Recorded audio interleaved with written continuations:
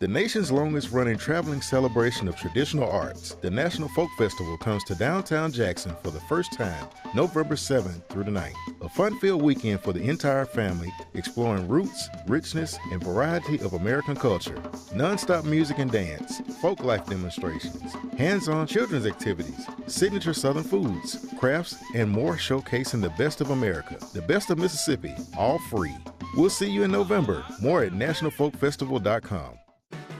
Everlasting, the Legacy podcast, is the official companion podcast to the upcoming MPB original documentary, focusing on the life of Medgar Evers. The companion podcast, hosted by me, Rita Brent, will feature in-depth conversations, extended interviews, and exclusive archive footage not shown in the documentary. Everlasting, the Legacy podcast, video and audio episodes premiere September 18th. Find it on mpbonline.org or wherever you get your podcasts. MPB, your stories, our mission.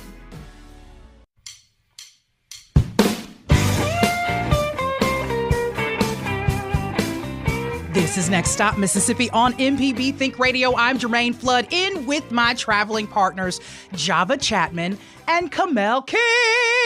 We are traveling. We are traveling today. We have got a lot of stops on the trip today. Yes. I'm excited. We might as well jump in as quickly use the conductor as we can. Before we jump in as quickly as we can, though, I'm talking to the back because I'm going to be calling audibles through this entire show. Be ready. Get ready. Omaha. I know. I'm calling audibles. So I need them to go to that second seg folder for me. And seg folder. That second seg folder and pull the MPB maps up of ways to listen, because we are having some technical difficulties at one of our sites. It's the WMPN site, 91.3 FM. If you're on YouTube right now, you can actually see that coverage area. Right now, we're having some technical difficulties there, so we are off air. We have been getting a lot of phone calls. I have been getting some messages on my Facebook, so I want you all to know the coverage areas overlap. So if you're around that 91.3 dial on your radio station right now, or if you're close to it, you can dial back or dial forward, and you'll be able to possibly run into another coverage area circle. And so that may be 90.9, that may be 88.9, that may be 88.1. But if you're around those areas, you should be able to dial forward or dial back. If you want to listen in a different way, make sure you download the MPB app, visit mpbonline.org, or you can tell your smart speakers, play MPB Think Radio, and it'll pop it right up for you. So we want to make sure everybody got that information. I need to listen to you when like it's a natural disaster going on. What wonderful directions. It's so soothing. I'd be like, this hurricane's not going to do anything. I love that. No, I'm a little rusty with my hurricane reporting. I get a little nervous. Oh, don't be nervous on the radio while people listen. I get a little nervous, but it's all in caring about people's safety and everything. This one, not so nervous. We've got our people on top of it. So I want everybody just to rest assured we will be back on air around WMPN soon. In with us today, I have got none other than one of the panelists for the panel that I am heading up. And I don't want to call it the wrong thing. And I call it the wrong thing every time. Every time. Let's get it right. We're going to get it right. Before we get it right, though, we're going to go ahead and introduce the author who is being featured at this year's Mississippi Book Festival. Her book, Unpalatable, Stories of Pain and Pleasure in Southern Cookbooks. It's author Carrie Helms Tippen. She is an associate professor in English and chair of the Humanities Education Department at Chatham University in Pittsburgh, Pennsylvania. She has authored this book. Also, she is the author of Inventing Authenticity, How Cookbook Writers Redefine Southern Identity. And her academic work has been published in numerous publications. And I am so excited to have her on with this cool haircut that she has on. I am so excited to have on with us author Carrie Helms. Thank you so much for joining us today on Next Stop Mississippi. Hello, I'm so excited to be here. I am so excited to have you here. It's good stuff. I am going to see you in person tomorrow afternoon, 4 p.m. at the state capitol. I'm going to get my title in a minute. I have a lot of info in my head right now. Yeah, I know you do. I've got a lot of info in my head, but we will be there 4 p.m. Kamel King, who is my co-host, will also be on that panel for his book, Jacktown, USA. And last week, we were able to talk with Melody Golden about her book, Hometown, Mississippi. Yeah. And today, I want to get into Carrie Helms because this book, the title automatically grabs you. Once you get into reading it, you really can see the passion for, basically why you wrote what you wrote and why you dissected what you dissected. So thank you again. And how excited are you about Book Festival? I'm so excited. I think I just say yes whenever anyone invites me to do anything. And then once I pay attention to what I agreed to, this is a big deal. I'm really excited. Yeah. It is. To be a part of this day and all of the things that are going on. There are so many people on the list that I can't wait to see and to bump into at the signing table. I'm going to fangirl a little bit. I was trying to make the connection. I was like, she's from Pittsburgh. How in the world did she make it down here? And even writing about Southern flavors, basically what we do here. I want to know kind of the connection and where you started writing it from, basically. Absolutely. Well, I live in Pittsburgh. I've been there about 10 years, but I grew up on a cotton farm in the Texas Panhandle. I grew up growing, my dad was a farmer. He grew cotton and peanuts. We had a huge vegetable garden. That was a big part of our family life. And as I say in the introduction, I hated everything about it. I thought it was really a difficult way to live life. But as I was going through, I'm an English professor by trade. As I was going through grad school looking for a dissertation project, Southern literature was my home. These were the writers that made me feel seen and heard. I resonated with them, especially Eudora Welty, Jackson native, whose home I'm excited to visit while I'm there. But I started in Southern literature and then started looking for a project that would make me a little bit special among academics. And I was really invested in cookbooks as something that ordinary women write and ordinary women consume. And I was really interested in just how it can contribute to a new way of thinking about what is literary and what is literature. So even though I'm visiting from Pittsburgh, I think of myself as a Southerner. That's important to me. My accent is never far from the surface. You can get it. You can get to it. You can get to it. Yeah. I was hanging out with my sister in Nashville, and her kids have some real Tennessee accents now. Right. Now, I am excited to get into this book just a little bit because I do not want to spoil our panel tomorrow at 4 p.m. because we're going to really, dig in because there's some heavy thoughts behind a lot of this. And I love your thought process about it. So Unpalatable Stories of Pain and Pleasure in Southern Cookbooks. If you just take the title alone, you're wondering, where's the pain in cooking and eating, I know.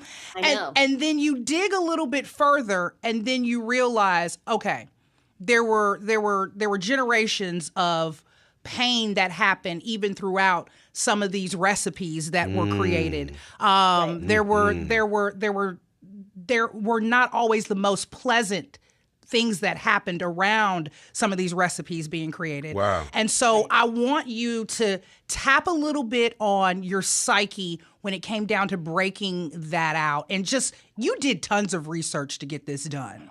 Yeah. It started from a really very personal place. And I've been thinking about this for a really long time. I just recently stumbled across a Facebook post from 12 years ago where I was asking, what does it look like to write a cookbook about what makes you sad, or a cookbook about pain? And so what I really argue in the book is that, where do I want to start? Let me back up. Yeah. There's a segment of criticism, other scholars who are critical of food studies scholars because they often bring out the best, right? When we talk about eating together, especially, we think about it as a big community event where everyone comes together and suddenly we're all joined happily around this welcome table, and there are no more inequalities and there are no more problems, right? And that simply doesn't it's not true, right? It's not true in any community or group. And so, as scholars, we like to pick out the bad news a little bit. We like to find problems that we can identify and tease apart. But for me, I also was thinking about this in my personal life, that I think I was raised in a tradition where we needed to paper over our bad feelings as quickly as possible. Yeah. We need to recover and move on. And I kind of got to a point in my own life when that was really, really hard to do for myself. And so I thought about that as a particularly Southern trait. I traced it back to my Southern Baptist roots in particular.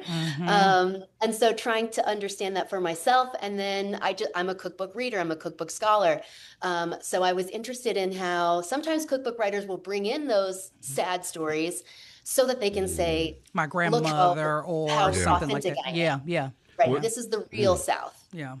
What's interesting, Carrie, is just even this subject matter makes you think of how many dishes that were born out of the leftover scraps, when it came to slavery or out of poverty, the things that were put together that are now delicacies and things that are served in Michelin star restaurants that were birthed out of this is all we had to do and we made the best out of it. And that is the South, I mean, that's worldwide, but when you think of the South, that is the South. And when you think of like the panel you'll be moderating, the spirit of the South, it's like all of these Unpalatable, Melody Golding's books, my book, it's all linked back to agriculture. Right. So how did agriculture play a role in your life and in making this book? Oh, yeah. For me, agricultural work, my dad was the main farmer, but as early as I had two sisters, and as early as we could walk, we were doing stuff, right? So we were working that big garden. We were picking all summer long.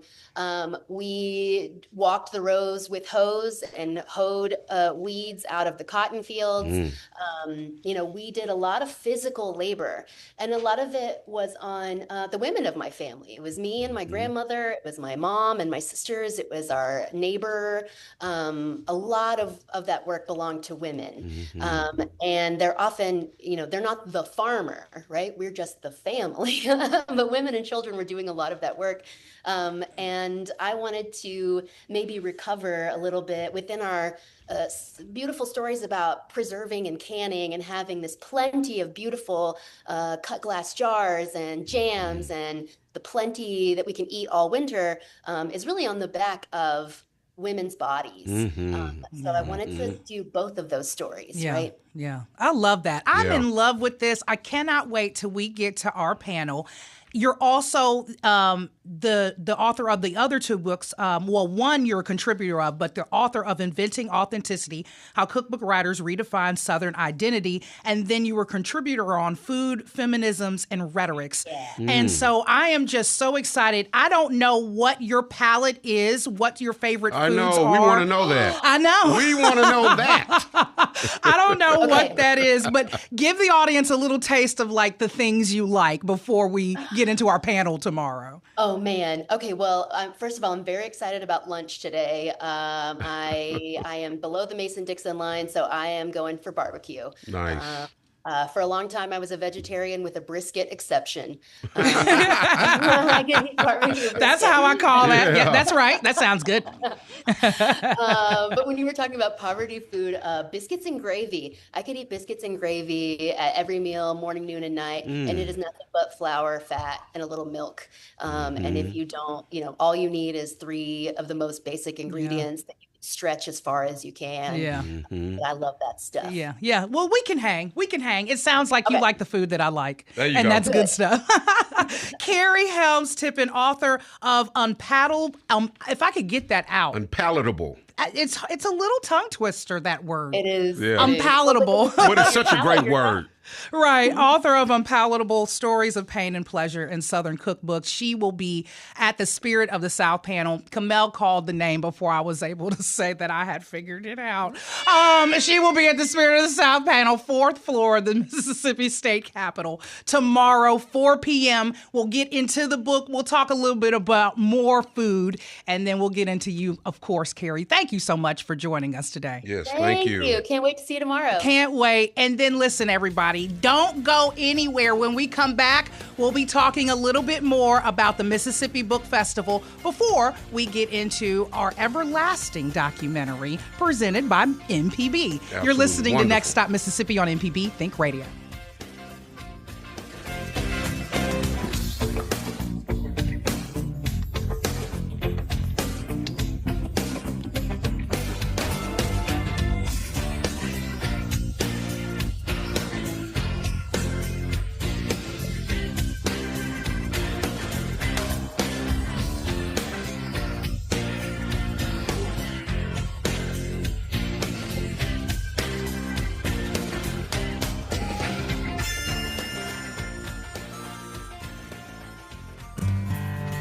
At the Mississippi Arts and Entertainment Experience in Meridian, we believe in the power of the arts, storytelling, and education, just like Mississippi Public Broadcasting.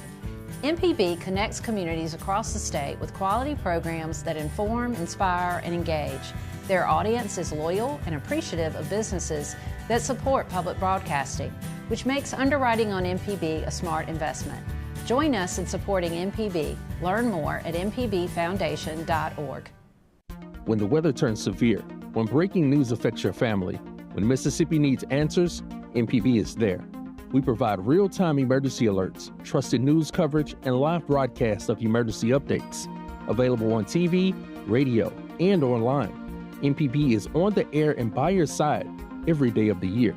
Because when it matters most, Mississippi turns to MPB. Mississippi's trusted source. MPB, your stories, our mission.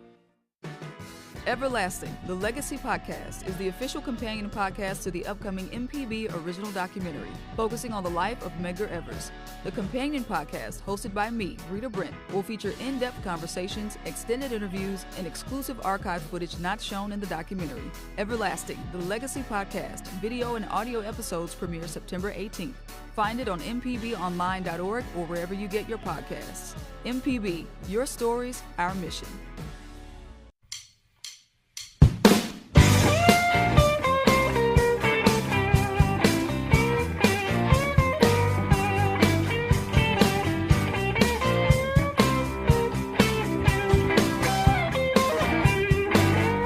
This is Next Stop Mississippi on MPB Think Radio. I'm Jermaine Flood, in with my traveling partners, Java Chapman and Kamel King. And tomorrow, people, we will literally be on site at the 2025 Mississippi Book Festival at the Mississippi State Capitol. That's September 13th. Come see me, 4 p.m. Spirit of the South panel. It will be happening. It will be so fun. And then before all of that, there's so many other panels that we've got going on that circle around none other than my co-host, Kamel King. Who is that? Kamel has literally got, let's see, I did my panel schedule. Oh, y'all see that. Okay, perfect. So Kamel's got panels at 9:30 and 1:30 p.m. Yay. And then at 4 p.m., Kamel will be on my panel. Yes. Talking. I'm just going to be talking all day. Kamel has a full day of panels. So listen, if you need any more information, that's MississippiBookFestival.com. We've got maps. Y'all can show them the maps. They've got the information out there as well for that. And then if you need any questions answered, there are a ton of facts questions that you can get answered on there. But I wanted, before we transition into our next stop, I wanted to give a shout out because, you know, this man always shouts me out. I mean, heavy. And so Tomorrow is a big day for Jacktown, USA. Man, it is. To God be the glory. It's a really, really big day. Yes. And I got my bag from the book festival. Yeah. I picked my stuff up, and I got the Jacktown, USA CD inside of that bag. I am super excited. It's slamming, too. Tomorrow night is the Hot Fest Cool Down presented by Fresconia Law. That will be performances by Lee King. That's his daddy, y'all. Rashad the Blues Kid, Stevie J Blues, Zach Harmon, Dexter Allen, Eddie Cotton, Jacktown Sons, Chad Wesley. It's all going to be happening. It's getting kicked off at 7:30 till 10, but there is there's like a book signing that's happening from 5 until 6:30. Yes. That precedes it. But yeah, all of that's going down. And if you don't know anything about Kamel King, he was born and raised in Jackson, Mississippi. He attended American University and Tougaloo College and graduated with honors, earning a degree in political science, international relations, and Mississippi College School of Law, earning a law degree with emphasis on intellectual property and entertainment law. He spent 10 years as the attorney on the road for a 5-time Grammy-nominated group, was director of operations for both BlackBerry Records Incorporated and Grammy. And now he sits on the Grammy board as well. I mean, the accolades that are in here as for Kamel are just thick. He served 8 years as the director of cultural tourism for Visit Mississippi. His bureau managed the Mississippi Blues Trail, the Mississippi Country Music Trail, the Mississippi Freedom Trail, the Mississippi Writers Trail, and the state's rich music and cultural branding at many trade shows and festivals. He is now most proud to be the managing director for the hottest new artist talent booking agency, none other than Emerald Tiger Artist Management. And now to this list of accolades, he can add author. Man, I am so embarrassed you read that. You better not be. You better not be, because I'm just my mama and daddy's son. You have a lot going on, and you need to be celebrated because of it. Thank you so much. The way you ask me, how do I do it all? That's what I wonder, how do you do it all? Man, so thank you from so one much. co-host to another, I am excitedly so proud of you, sir. I appreciate all of the support and all y'all supporting me. Man, come out, and the artists. It's not about me. It is about these artists and Mississippi music. It is going to be a great event. I'm telling y'all, the book is great. Mm-hmm. The CD is even better. Mm-hmm. And the documentary that's coming behind it is explosive. That's right. Thank you. And speaking of documentaries and being proud of people, let me tell you another person who I'm proud of. Man, tell me. Tell me. Not other than my former coworker turned somewhat supervisor. You will. I know how the hierarchy goes. Yes. I know what the ladder looks like. I know exactly what the ladder looks like. Top of the triangle. It's none other than MPB's Chief Content Officer, Taiwo Gaynor. I am so proud of him, of this new documentary that will be premiering September 18th, Everlasting, The Life and Legacy of Medgar Evers. Just extremely proud of you. Thank you so much for including me in on this project as well, and the bits and the pieces that I was put in. I am just excited to be a part of this, and I'm excited you are a part of it, and that also you've made none other than Pamela Junior, Director of Human and Cultural Services for the City of Jackson, a part of it as historian. So thank you both for joining us today on Next Stop. Thank you. I mean, how excited are y'all about the premiere now? Right. Very excited. This has been a long time coming. Okay. Good stuff. Good stuff. Taiwo, I want you to set it up because I want you to talk in the addition of Pamela as historian. I know it wasn't, the hardest idea. It's very easy to grab her and say, that's it. That's the historian. But tell us a little bit of the backstory behind the connection between you two and then rolling into the doc. Well, we've been working on this for over 5 years, and, I approached Pamela right as she was about to retire from the two Mississippi museums. And I was like, I know you're about to go into retirement, but add this to your list. I got a job for you. This is something that I really need you to be a part of. Right. And Pamela was very appreciative and also very willing to be a part of it.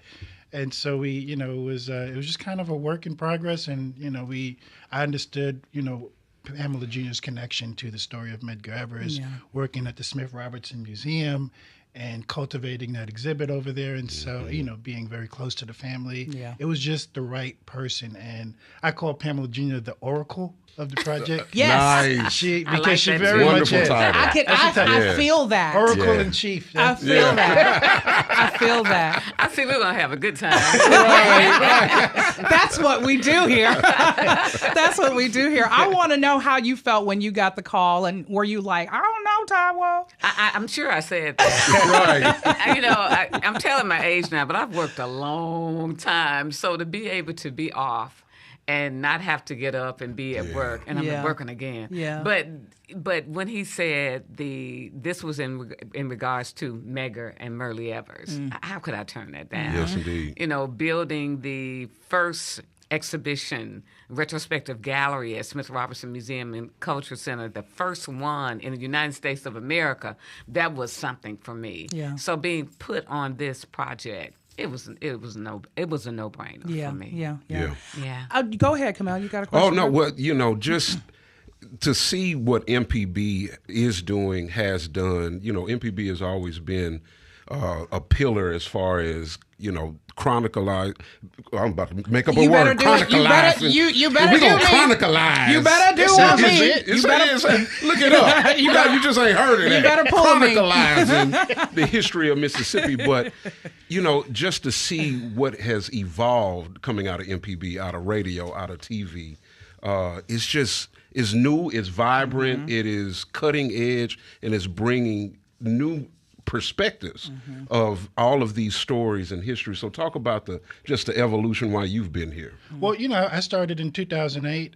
This is like when MySpace was a thing, and so I've watched the technical evolution at MPB. And one of the things that I've just tried to make consistent is MPB has always been masterful at storytelling, and just making sure that we're using these tools to continue to just tell stories, and stories that matter. Mississippi stories. What makes MPB very special to me is that we get to tell the real Mississippi stories, and Medgar Evers' story is one of them that has never really been told in this way, and so I'm glad that we get to kind of put this on the platform that it deserves. But, MPB has a long history of doing this, and I just want to make sure that we're doing it right. We're bringing in the right people who understand the facts of the story, making sure that the context of the story is correct. And so that's why it was important for me to bring on a person like Pamela Junior. For sure. Because while I've done my own research, I also know that there is a lot of more information that I don't have, and I need to bring the people who do understand the story and the context together. It was a very huge process of just collecting the stories and the context. I want to know about that because we've got some behind-the-scenes photos that were going on. Y'all really did. I mean, this was in depth. Y'all were out there shooting. I mean, y'all were out there meeting the people. Wow. Talk a little bit about the crew, Taiwo. Yeah, so it was a small crew. It was the television production team. It was a videographer, a director of photography, and a sound person mostly, and then myself, and maybe one more person like a grip to kind of go as we're capturing interviews. And we went to Pomona College in California to interview Merle Evers. We went to New York to get a couple of interviews with Mildred Roxborough and Deborah Anderson, who was connected to the family. We interviewed Dr. Byron Price, who didn't make it into the documentary, but he's a person at Medgar Evers College. But it was a small, nimble crew. But it was a small but mighty crew. Yeah. That's right. And it was important for these young guys, because these are the younger guys that went with us, and so they're learning in real time about Medgar Evers' story. They're learning the history. They're building buy-in to themselves and building out this content. And they ultimately become the producers to help develop some of this other content, like the podcast, like the meeting the makers and the digital content. And so it was that building and buying that's kind of stacking on top of each other. Love it. Love it. And then the content was definitely backed up with the history. Pamela, I want you to give our listeners just a little taste of what they can expect when this premieres September 18th when it deals with the history of Medgar Evers and his life and legacy. You know, the thing that for me is that when you hear young folks say they'd never heard of Medgar Wiley Evers, so it was important for this story to be told about this man of strength, because we're looking for somebody to be like. And Medgar, this man who had a family, who had a wife, yes, ma'am, all these things, but he knew that his strength from his ancestors were important for him to get out there and do the work. Yeah. Not only that, he had an amazing wife who was right there by his side, who fussed a lot because she wanted him to spend some time, but she understood why he was a part of the movement. He was a movement man in Mississippi, somebody that we need to know about. You know, I was thinking about what story out of the entire doc that meant so much to me. And that story is about Willie Tingle, which was a friend of the family. Okay. Who was in Decatur, who had done something wrong, and they shot him up and they lynched him, and then they put his clothes over the fence for a year or so as a reminder. The depth of that goes into the soul of a black man. Yeah. It burrows deep. Definitely. Yeah. So these are the type of stories that you're going to get in this documentary. I'll tell anybody, watch it. Yeah. And then once you watch it, feel it in your soul enough to want to do something, because there's so much going on right now. Yeah. This, as you said, Taiwo, comes at the best time. It does. It does. It does. And I am excited. 7 p.m. Thursday, September 18th. That is going to be the premiere on MPB TV. There are Capitol screenings that are happening at the Mississippi Book Festival as well, Taiwo? That's right. Right. In room 201 Okay. at the Mississippi State Capitol during Book Festival, the extended trailer that we premiered for the first time at the 100th symposium event that was in June of this year, celebrating Medgar Evers' 100th birthday. That extended trailer will be on a constant loop. Every hour on the hour. Yeah. Yeah, and so every hour. If you want to see it, take some time. And there are also some previews in there of the upcoming podcast, as well as the Meet the Makers program that we're doing. Right. In addition, I don't know if you see that the MPB Kids Club will be in the west wing of the Capitol ground floor as well, where you can meet PBS's Daniel Tiger for fun activities, giveaways, and educational resources. And if y'all in the back go back to that last slide for me, there is Everlasting Legacy Curriculum and Learning Workshop where you can earn 1 to 3 CEUs. That is being put on by MPB as well. You can register at mpbonline.org. That'll be happening October 9, 2025. So there is a lot surrounding this documentary. And I know both you and Miss Junior are just so proud of this whole, I call it the rollout, basically, of everything. I mean, it's going to be a celebration of life and legacy of Medgar Evers, and I cannot wait till everybody gets into it. Taiwo, you got anything else you want to leave the audience with? Well, I just want everyone to, like Pam said, to just go watch it and experience it. I mean, this is something that I've been very connected to for a very long time. Yeah. I've been carrying it. Yes. There's some heaviness to the story, but there's also some life. There are things that affected my life, the way I, walk through my life with my family, the things that I put into perspective when I'm dealing with my children. That it was very it hit me very personally. Yeah. And I think that was kind of my footing when I was going into it, and it was like, when people watch this, I want them to think about not just Medgar Evers. Think about yourself. Yeah, that's right. Think about your family, and would you make those kind of sacrifices? Are these sacrifices important enough? That's right. And they're things that everybody faces, and so I want people to be able to reflect on those things. Yeah, that's good stuff. I can testify, being closer to him than his twin brother. That's right. That's my third twin. I look just like him. He does. Spitting image. Listen, before we get out of here, I want to congratulate Pamela Junior, Women of Progress of Mississippi. She was the September Member of the Month. Y'all put that slide up there right now. Thank Historian, you. motivational speaker, women's activist. She celebrated that a couple of days ago. I did. At a Lunch and Learn. Congratulations. How excited Thank are you. you about this September spotlight?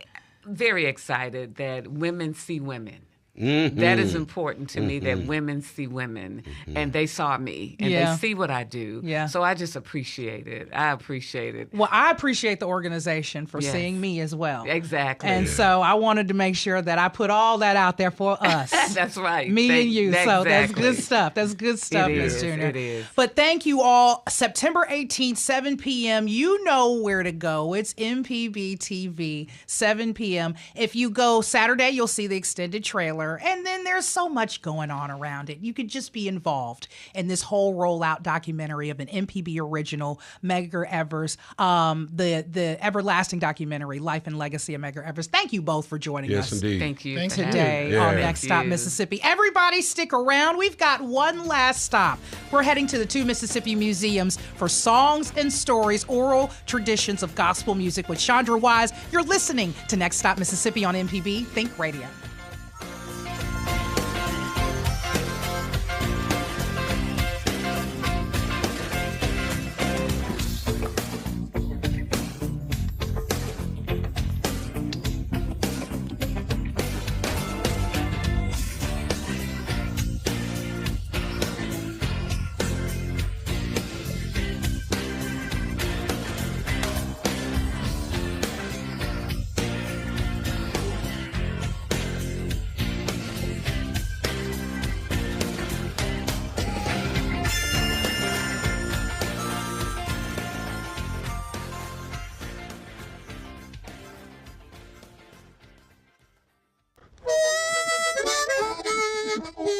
Hi, ladies and gentlemen. My name is Bobby Rush.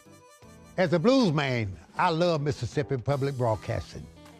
If you support Mississippi music and their local programming, donate now, right now, and become a member today, not tomorrow.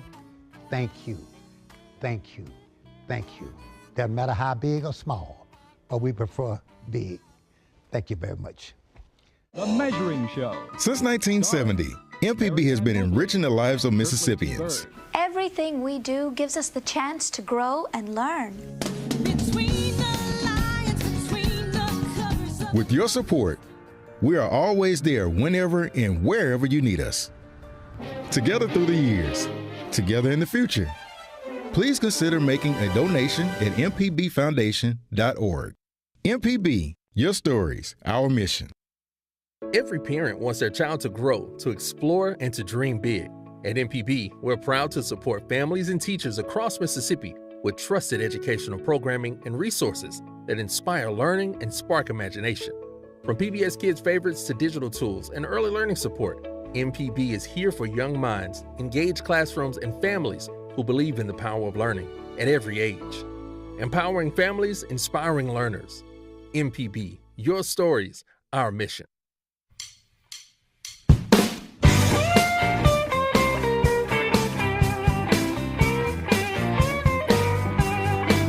This is Next Stop Mississippi on MPB Think Radio. I'm Jermaine Flood, in with my traveling partners Java Chapman and Kamel King. Woo, woo. Right now, I gotta dive in. I've got to dive in because my friend, none other than my former co-worker, I still call her a co-worker, because we were at 97.7 together. On the same day. Yes. You came in before me. I came in after you did True Soul Cafe. You did Power Hour. And that's how you and I just connected like that. Yes. And we're not going to count the years, but so many years later, now we get to come back, and I'm so excited to introduce none other than Minister of Music for New Jerusalem. Man. It's Chandra Wise hello, on the show. Everybody. Chandra be doing her thing, Chandra does radio, Man. she does podcasts, she does music, she does all of it. Business. She does. Yeah. She really does. She a Chandra, powerhouse. thank you so much for joining us today to tell us all about this awesome event that you got coming up the 19th of the month. Yes. It's Songs and Stories. Yes. Tell everybody a little bit about this before I kind of dive in it. Okay. Yeah. So Songs and Stories, for everybody that may not know, September is Gospel Music Heritage Month. Okay. Did No, everybody know I did that? not know this. See, a lot of people don't know We know that. Black music Appreciation Month. Exactly, yeah. But Gospel Music Heritage Month, and let me tell you, we know our gospel music heritage is so that those roots run deep. And we have seen gospel music take a journey, especially over the last couple of decades, and it's a beautiful journey of inclusion and collaboration. But I think it's so important that we never forget the sound, the original sound. That's right. Because so much came out of that. That early sound of gospel music has influenced so many other genres, undeniably. That's right. I could mention case after case after case after case. So I wanted to do something where we tell some of these stories of how this music came to be and sing some of the old songs and just remember our ancestors whose name we may not know, but we have the music. Yeah, I love this. Okay, introduce everybody who you brought with you because I'm excited about this. I know it's going to be a good show. This is a good Saturday. Yes. So I have a few of the singers with me that's going to be on the show. Next to me, I have the lovely Miss Atia Sinclair. Listen, she's a jewel in the city. She's a treasure. Yeah. Well, Atia is married to... She was just singing last night. Atia is married to... he was class of 2000. I was class of 2001. But she's married to a former kind of classmate of mine from Northwest Rankin High School. So, Atia, I am so glad this has come full circle and you are on the show. So, pass her one of those mics, the red one or somebody. Yeah. I'm excited to be here. I'm excited to have you here. Okay, introduce the rest, and I'm ready. All right, and the next is my longtime, we're celebrating our 30-year friend anniversary, one of my best friends, but she's an amazing singer, and we actually met in choir at Tougaloo, and so wherever I am, she's typically there. Parthena Fields, she works in nonprofit, but she is an incredible singer as well. So I'm super excited to have her. You're going to see her do some solos and some things on the project, so we're excited about it. Okay. Yes. And then who we got on the end here? He is a happy man. I was going to say, I don't think there's anybody in Jackson or anywhere else that does not know this gentleman. Nobody. And I'm talking about the Darius Brown. Let me tell you. The Darius Brown, who is an incredible singer, vocal arranger, just director, everything. Awesome. Excellence, just all the way. Man, let me tell y'all something. Every show I have been to in the past few months, this man has been controlling all of the singers for the show. Come on. Like every show. Does it. You cannot escape. This man works. Yeah, right. Come on now. He works. Hard worker. You got to get to the bag. That's right. Hard worker. Come on now. So these people are the three people we can expect live performances from. Some of the people we have other singers that we just kind of brought the numbers down for today, but we have other singers that you're going to see. So it's a collective. This is some food for the soul here. Yes, it's a collective of singers that we have working on this. This is a grassroots gospel project. So there are other elements that's going to be coming out of this in the future. Recording music, we're doing that, as well as some other things. So that's good. It's going to be a good performance. You looked at Kamel like y'all got this recorded music thing together. I was wondering, like, is it going through Emerald Tiger? No. But it should. But it should. I was like, I've got that CD. But we've known each other for a very. I've got his CD right here. He recorded some music. We've worked together. Kamel has been there for me when I need him, whenever I need him. For sure, and all the time, I thank you for that. For sure, all the time. You know what? I'm going to be calling him. He knows that. You know what I want to tap in a little bit? I want to talk a little bit about the oral traditions of gospel music. Yes.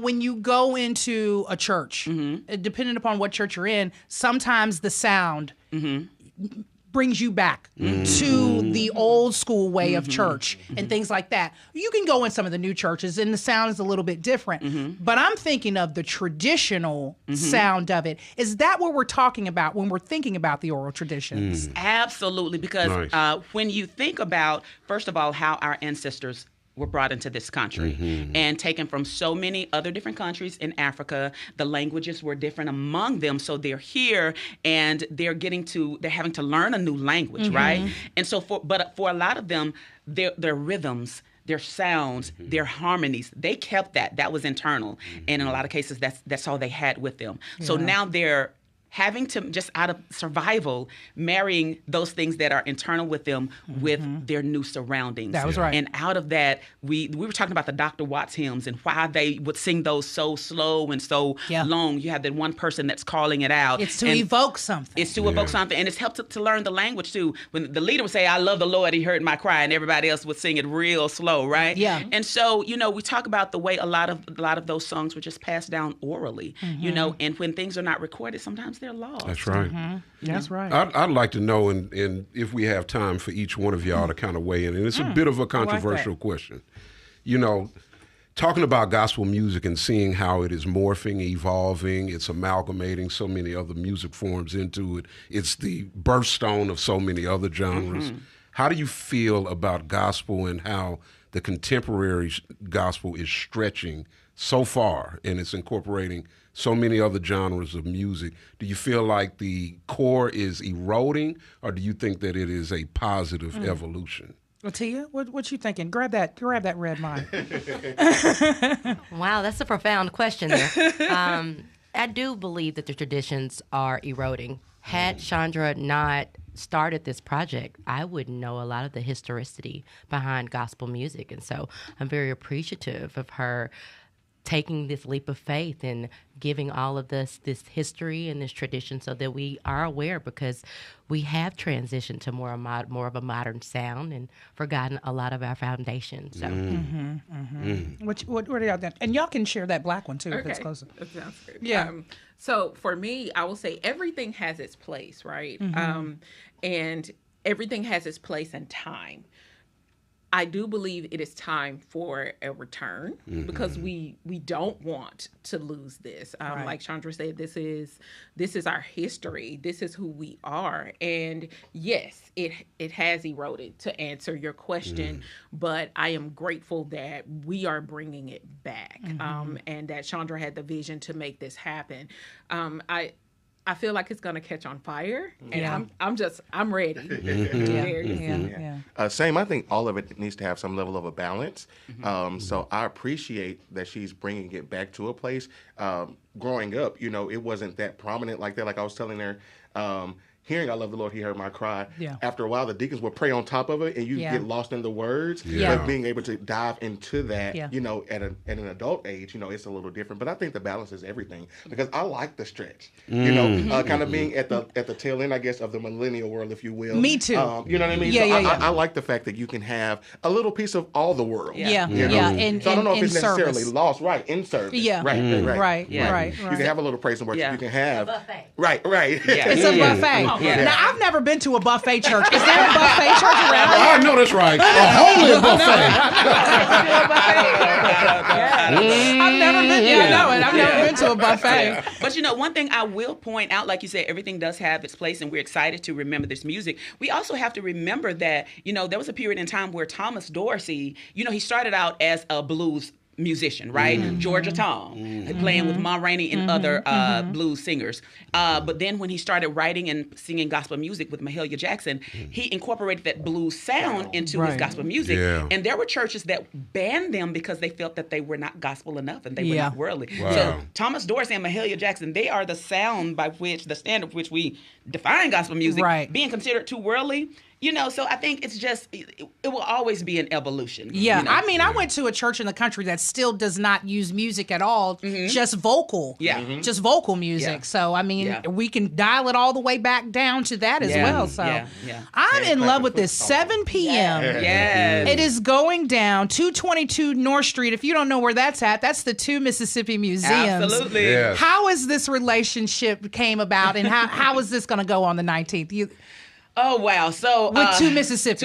I just think it's the perfect place to have it. Our museums, they're doing such an amazing job of just curating our culture and maintaining that. And so I think it's just the perfect place to really bring this project and share. And they're incredibly excited about it. So shout out to them for everything. Shout out to Mississippi Arts Council, who we got a mini grant for them through the National Endowment of the Arts, as well as other funding. So listen, I brought it to them. They said, let's do it. I love it. Bring back funding for the arts. I love Come it. on, please. Yes, please. I love it. Yeah. And I want to go ahead and do this again. Y'all put up that slide. Inspirational Power Hour with Chandra Wise.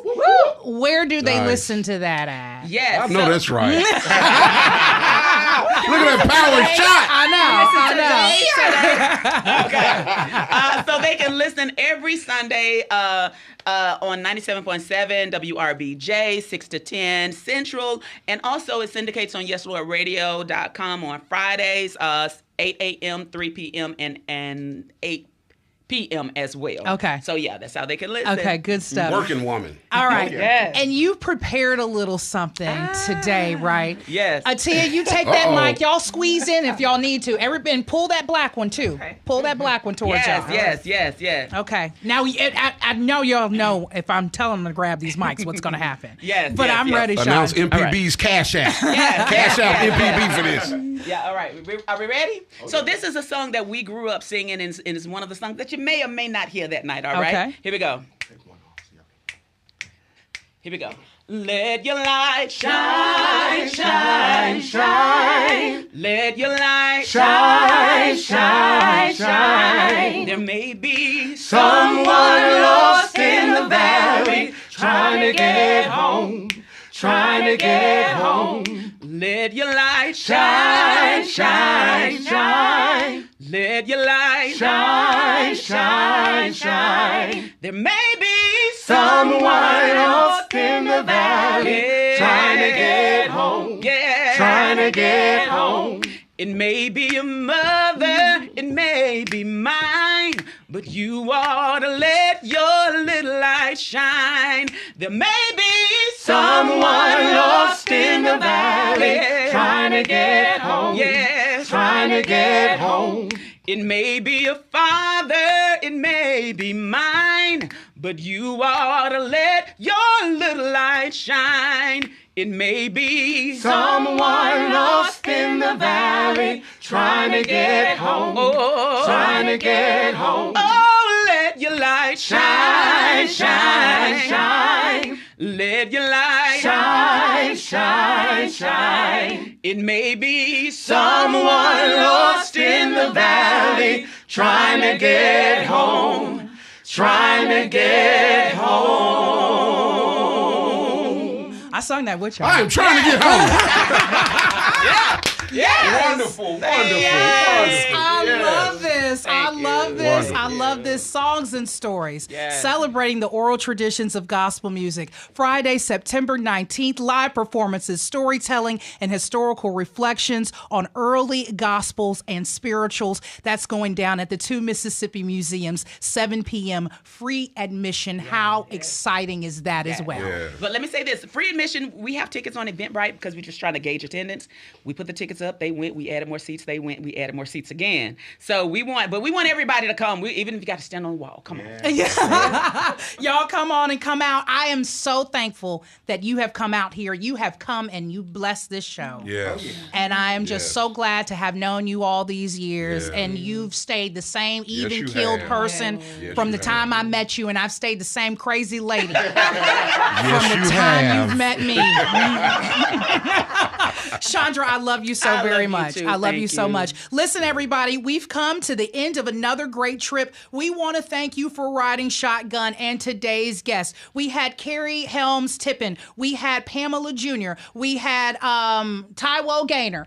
We had Chandra Wise. We had Atia Sinclair. Tell me your name again. Martina Fields. Martin, and then say your name. Darius Brown. And that was the show today. So, to submit an event or find out more information about these and what's happening around your neck of the woods, visit mpbonline.org, click the community tab for SIP events, or email us at events@mpbonline.org. Next Stop is produced by yours truly. For Java Chapman and Kamel King, I'm Jermaine Flood. Today's MMPs were Johnsy, Marissa, and Abram.